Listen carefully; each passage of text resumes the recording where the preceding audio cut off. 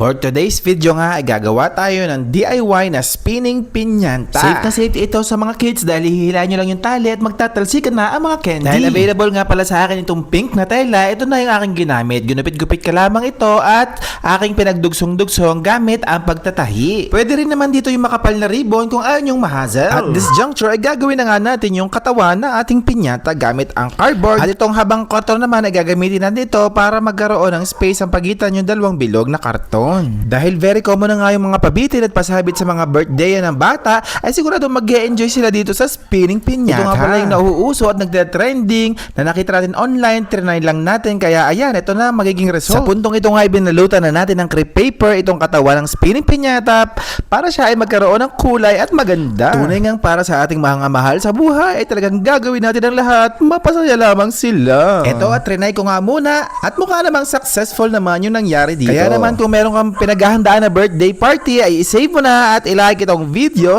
na ito dahil paniguradong mag-enjoy na sobra ang inyong mga bata.